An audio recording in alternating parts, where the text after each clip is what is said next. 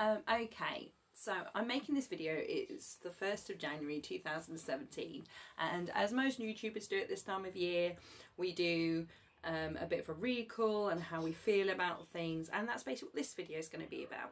So what I would say about 2016 is I would say there was some real challenges for me and my little family, but in general, hi sweet pea, I've got a cat joining me now too. In general, it really wasn't that bad, and can you not push my camera? Look, you are going to be a pain, so you can go away, shoo.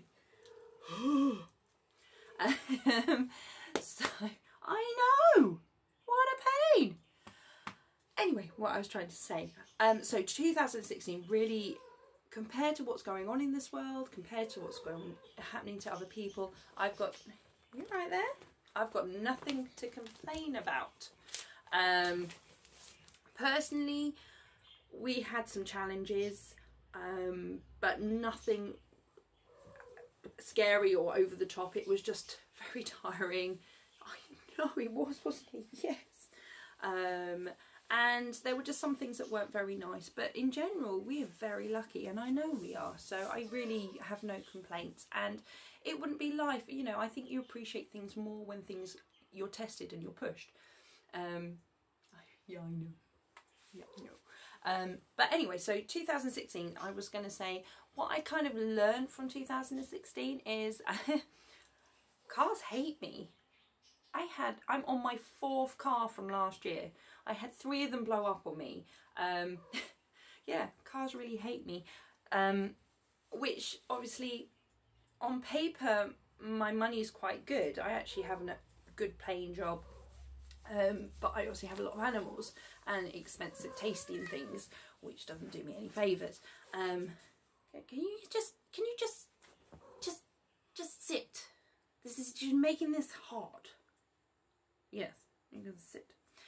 Yeah, so the money, the problem is I have a budget, and my life doesn't like budgets, I found out.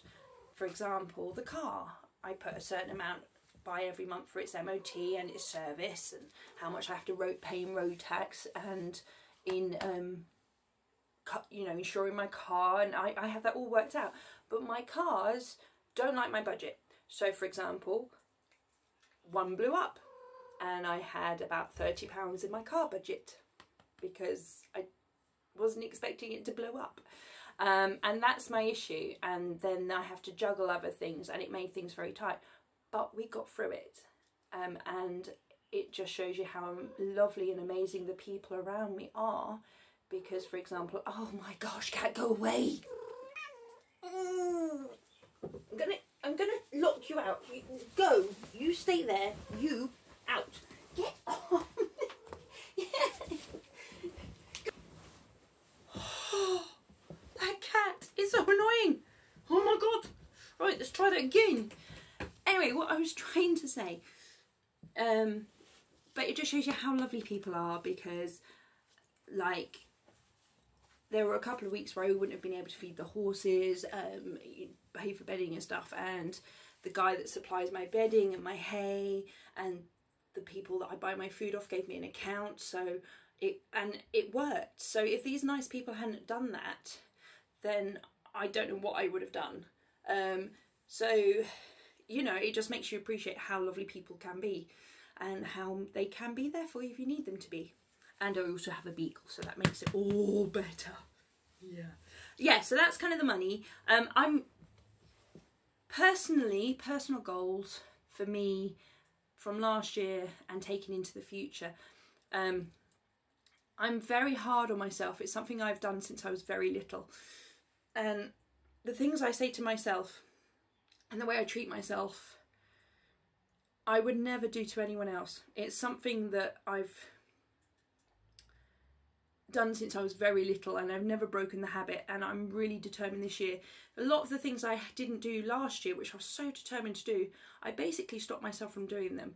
And I really just want to be a little bit kinder to myself, treat myself a little bit better, be a bit more understanding, because I can be very hard on myself. And it's like this kind of, oh, that made a funny noise. it's this nasty knock-on effect. So when I'm feeling good and I'm doing the horses and I'm doing my writing and doing what I want to do, even if it's just a little bit towards the end goal, I feel great and I have all this energy. And as soon as I stop and I start putting the ideas in my head, I lose all my energy, and then I don't want to do it, and then I feel guilty, and then I'm hard on myself. So I just don't want to beat myself up mentally this year. I'm determined to be a little bit kinder to myself. That's one of my big things. Last year, the hardest choice and the most grown-up choice I had to make, I would say, apart from all the cars and everything blowing up, but I had lots of help, I decided that the finances was just getting too tight, and Archie and Rosie aren't actually mine. I don't own them. Fred's mine. I bought him, but we rehomed them. So they actually have owners, and I contacted the owners saying, I'm really sorry, I just can't afford to have 3 animals that big. I think I'm going to have to take them back. And they were very sweet, because they didn't, the reason I rehomed them is they wanted them to be together, and not many people want 2 horses together, or 2 ponies in this case. Anyway, so I rehomed them. Said this to them, they said, well, you know, keep Rosie and we'll try and rehome Archie. And that was the hardest decision I've made, because I don't want to rehome Archie. He's just such a lovely pony, and he's part of the family now. But financially, it would have taken a lot of pressure off us. Anyway, so Archie was one of the hardest things the decision I had to make. The good thing that came out of it was that no one wanted Archie, and so I've still got him. And I think that's a very important life lesson in my life, is that when I try and do something grown up and sensible, it never works. Doesn't mean I'm not going to try, but it's just funny how it never works. Anyway, yeah, so that's basically the hardest thing I had to do, and the best thing at the same time, because I've still got a little bit more time with Archie, and hopefully now we're kind of like the car's working, touch wood, and things are starting to settle down, and I'm starting to get back into the routine and get the money's doing well. Hopefully this, you know, we can keep him a bit longer. Yeah, so that was like 2016. Like I say, that's not bad. That's not bad. You know, I really thought that I was going to have a lot more problems than that. I mean, last year, as you may know if you watched some of my previous videos, there goes the dog, was that we were actually being made homeless in September. And then, luckily, our landlord decided that he didn't want to sell, and we had until the spring that's just coming, so 2017 spring. Just before Christmas, we got news that there might be a house we can have. Now, because of Christmas and New Year's, it's gone quiet. I don't know if we've got it. So there's some big changes that are going to happen, you know, in 2017, which I'm very excited about, especially if we, you know, don't have to be on the streets. We have a home. That will be amazing. So there's so much to look forward to this year. The other things that I'm really excited kind of moving forwards into 2017, well, we're here now, it's the 1st, is that I want to really get on with my writing, and I also want to finish my writing course. Again, it's a bit of that self doubting and how negative I am towards myself, which I'm working on, and I really don't want to let that hold me back. I don't want to kind of get to retirement age and think, oh, why didn't I do that when I could? Because a little voice in my head was saying, oh, you're not very good. Maybe I just need to do this stuff, and then if people don't think it's any good, then they won't buy it. They won't be interested, but at least I've tried. And I think that what if, I've got to make that a positive, not a negative. Anyway, so I really want to get on with my writing.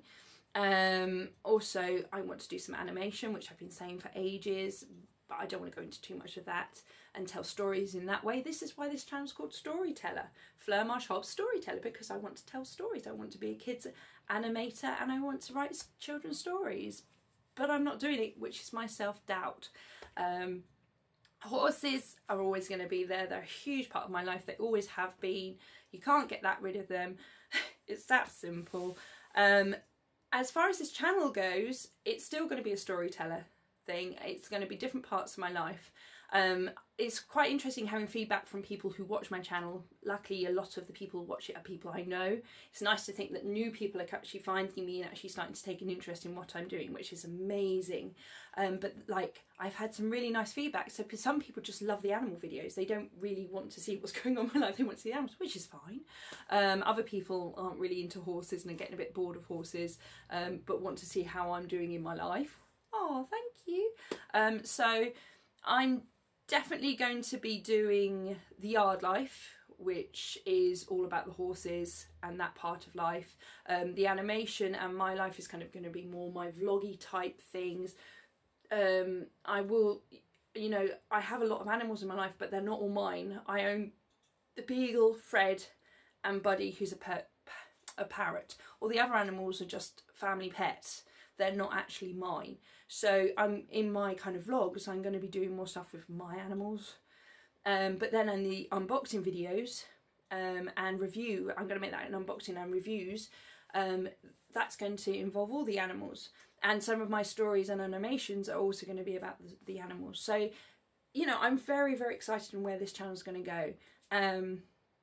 Yeah, so that's what I'm hoping is going to happen in 2017. I hope you stick around. If you're new, welcome. Welcome to my madhouse.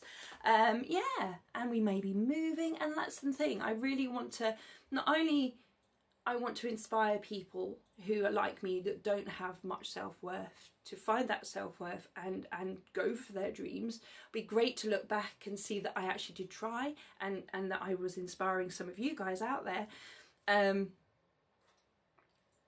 But you know, I want to film it for that, and I've kind of got a bit lazy with that. So yeah, so that's my plan for 2017, and those are my thoughts on 2016. And I hope you guys stick around, and I will catch up with you very soon. Bye!